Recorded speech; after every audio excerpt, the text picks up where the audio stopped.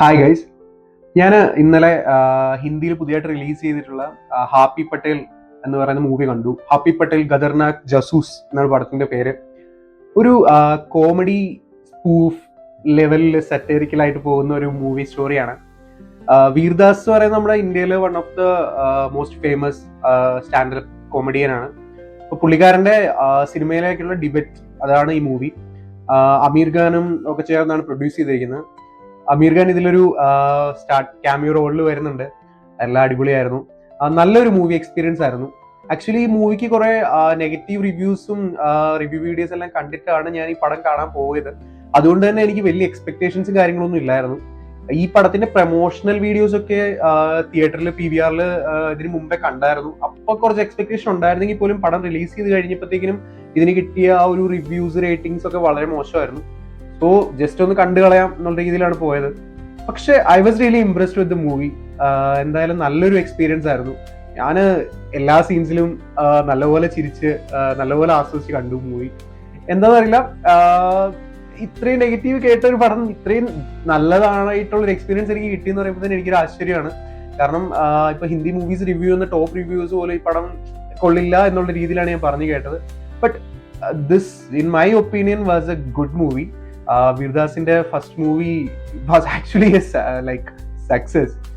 നമ്മുടെ മലയാളത്തിലെ ഇപ്പോൾ ഡബിൾ ബാരലൊക്കെ പോലെ അല്ലെങ്കിൽ തമിഴ് പടം സിനിമയൊക്കെ പോലെ വരുന്ന ആ ഒരു ലെവലിലുള്ള ഒരു സ്റ്റോറിയാണ്. ഒരു സ്പൂഫ് ലെവൽ സറ്റേറിക്കലായിട്ടുള്ള കുറെ കാര്യങ്ങളൊക്കെയുള്ള, പിന്നെ മൂവിയിലെ ബാക്കി സിനിമകളെയൊക്കെ കുറച്ച് വിമർശിച്ച് ഒരു രീതിയിലാണ് പോകുന്ന പടം. പിന്നെ നമ്മുടെ ഇപ്പൊ പറയുകയാണെങ്കിൽ ജസ്റ്റ് ഒരു ഫൈറ്റ് നടക്കുമ്പോൾ അത് ഫൈറ്റിൽ ഓരോരുത്തരായിട്ട് അടിക്കാൻ വരാവുള്ളൂ എന്നുള്ളത് രോഹിത് ഷെട്ടി റൂളാണ്. അങ്ങനെയൊക്കെ പറയുന്നത് ആ ഒരു ലെവൽ നമ്മൾ നല്ലപോലെ കണക്ട് ചെയ്ത്, നമ്മൾ ബോളിവുഡ് മൂവീസ് ഒക്കെ ഫോളോ ചെയ്യുന്ന ആളാണെങ്കിൽ നല്ലപോലെ കണക്ട് ചെയ്ത് നമുക്ക് നല്ലപോലെ എൻജോയ് ചെയ്യാൻ പറ്റുന്ന ഒരു മൂവിയാണ്. അതിൽ കുറെ ഡയലോഗ്സ് ഒക്കെ നമുക്ക് കുറച്ച് എല്ലാം എ റേറ്റഡ് മൂവിയാണ്. സോ അങ്ങനെ കുറെ ഡയലോഗ്സ് ആ ലെവലിലുള്ള ഡയലോഗ്സ് ഉണ്ട്. അപ്പം അതൊക്കെ ആ ഒരു ലെവലിലെടുത്ത് അത് എൻജോയ് ചെയ്യാൻ പറ്റുകയാണെങ്കിൽ നല്ലൊരു എക്സ്പീരിയൻസ് ആയിരുന്ന ഒരു പടമാണ്. പിന്നെ പടത്തിനകത്ത് മെയിൻ ആയിട്ട് പറയുകയാണെങ്കിൽ പടത്തില് വീർദാസിന്റെ ക്യാരക്ടർ എന്ന് പറഞ്ഞാല് ഇംഗ്ലണ്ടിലുള്ള രണ്ട് ഗേ കപ്പിൾസ് എടുത്തു വളർത്തുന്ന ഒരു ആളായിട്ടാണ്.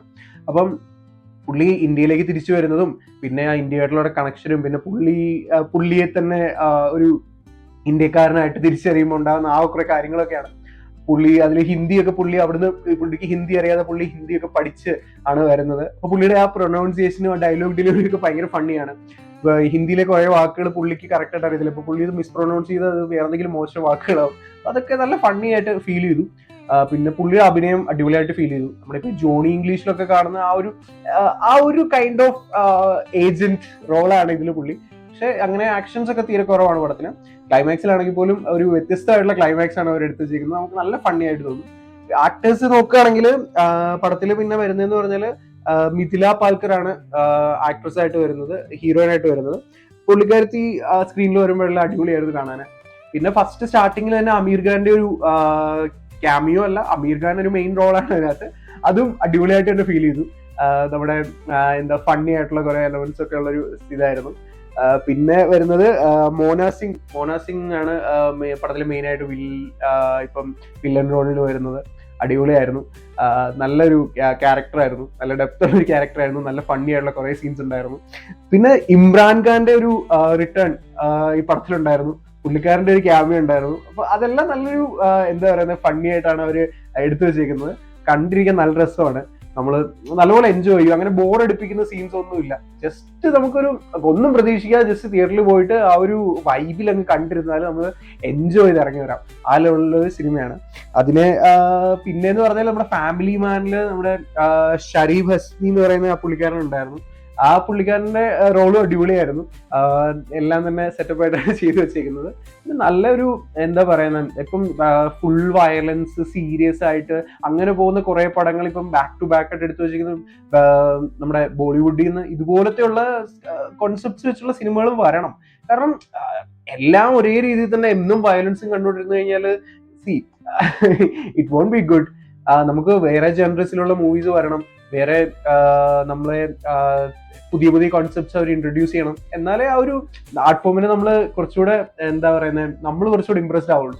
പിന്നെ ഹോളിവുഡിലാണെങ്കിൽ പോലും നമ്മളിപ്പോ കാണുന്നത് ഇപ്പൊ ഒരു ഇപ്പൊ പറയുകയാണെങ്കിൽ ഇപ്പൊ റോക്ക് ആണെങ്കിൽ പോലും ഒരു സിനിമ ഇപ്പൊ സീരിയസ് ആയിട്ട് ആക്ഷൻ സിനിമ ചെയ്ത് കഴിഞ്ഞാൽ ചിലപ്പോൾ പുള്ളിക്കാരന്റെ അടുത്ത പടം എന്ന് പറഞ്ഞാൽ അട്ടർ കോമഡി ആയിട്ടുള്ള ഒരു പടമായിരിക്കും. അപ്പൊ അവർക്ക് അതിനകത്തൊരു ഹെസിറ്റേഷൻ ഇല്ലാത്ത കാരണം അവിടുത്തെ ഓഡിയൻസ് അതൊക്കെ എൻജോയ് ചെയ്യുന്നു, അവരത് അപ്രീഷിയേറ്റ് ചെയ്യുന്നു. പക്ഷെ ഇവിടെ എന്താ സംഭവിക്കുന്നത് പറഞ്ഞാൽ ഇപ്പം ഇപ്പൊ ഹിന്ദി വ്യൂവേഴ്സ്, ഞാൻ not saying anything negative, but ഞാൻ കണ്ട ഒരു കാര്യം എന്ന് പറഞ്ഞാൽ ഇപ്പൊ ഹിന്ദി സിനിമ വാച്ചിങ് വ്യൂവേഴ്സ് അവര് ഇപ്പം വേറൊരു ലാംഗ്വേജിൽ വെച്ച് മലയാളത്തിൽ, തമിഴിൽ, ഹിന്ദിയിൽ അല്ല തമിഴില്, തെലുങ്കിൽ, കന്നഡയിലൊക്കെ ഒരു മൂവി ഇറങ്ങിയാൽ അതിപ്പോ ഒരു ലെറ്റ്സ് നമുക്കതൊരു ബിലോ ആവറേജ് ആയിട്ട് ഫീൽ ചെയ്താൽ പോലും അവരതിനെ ഭയങ്കരമായിട്ട് ഹൈപ്പ് ചെയ്ത് ഭയങ്കര ഇംപ്രസ്ഡ് ആയിട്ട് ഇപ്പം നമ്മൾ റിവ്യൂസ് ഒക്കെ ആണെങ്കിൽ പോലും ഭയങ്കര ഇംപ്രസ്ഡ് ആണെന്ന് പറഞ്ഞിടും. ബട്ട് അവരുടെ ലാംഗ്വേജിൽ നിന്ന് ലെറ്റ്സ് ബോളിവുഡിൽ നിന്നൊരു മൂവി വരുമ്പോൾ അത് അവരൊരു പുതിയതായിട്ടുള്ള കൺസെപ്റ്റിനെ അല്ലെങ്കിൽ നല്ലൊരു ഡിഫറെന്റ് ആയിട്ടുള്ള ഒരു കൺസെപ്റ്റ് വെച്ചൊരു മൂവി വരുമ്പോൾ അതിനെ അവർ അപ്രീഷിയേറ്റ് ചെയ്യുന്നതായിട്ട് കാണുന്നില്ല. അതിനെ ആ ഒരു ലെവലിലേക്കുള്ളൊരു അപ്രീസിയേഷനോ അല്ലെങ്കിൽ ആ പടം ആ ഒരു ലെവലിലേക്കുള്ള ഹിറ്റായിട്ടോ മാറുന്നില്ല. അതാണ് മെയിൻ ആയിട്ട് ഞാൻ കാണുന്ന പ്രശ്നം. പക്ഷെ ധൈര്യമായിട്ട് പോയി കാണാൻ പറ്റുന്ന ഒരു സിനിമയാണ് തിയേറ്ററിൽ. തിയേറ്ററിലല്ല കാണുന്നതെങ്കിൽ പോലും OTT വന്നിട്ടാണെങ്കിലും കാണുമ്പോൾ നല്ലൊരു ഫീൽ കിട്ടും. ഇപ്പൊ നമ്മുടെ ലാസ്റ്റ് ഇറങ്ങിയ മഡ്ഗാവൻ എക്സ്പ്രസിലൊക്കെ കണ്ടിട്ട് ചിരിച്ച അതിനേക്കാളും കൂടുതൽ എന്തോ ഈ പടത്തിൽ ഞാൻ കുറച്ചുകൂടി ചിരിച്ചു. എന്താ ഓഡിയൻസിന്റെ കൂട്ടത്തിലിരുന്ന് കണ്ടതിന്റെ ആണോ എന്ന് അറിയില്ല, നല്ലൊരു എക്സ്പീരിയൻസ് ആയിരുന്നു. സോ മിസ് ചെയ്യാതെ കാണാൻ ശ്രമിക്കുക ഈ പടം. പിന്നെ ഇനിയും ഇതുപോലെ ഹിന്ദി റിലേറ്റഡ് ആയിട്ടുള്ള കണ്ടന്റ്സ്, ഹിന്ദി മൂവീസ് റിലേറ്റഡ് ആയിട്ടുള്ള കണ്ടന്റ്സ് ഞാൻ പോസ്റ്റ് ചെയ്യുന്നതാണ് ചാനലിൽ. Subscribe to the channel for more contents and show some love in the form of likes and comments. Thank U.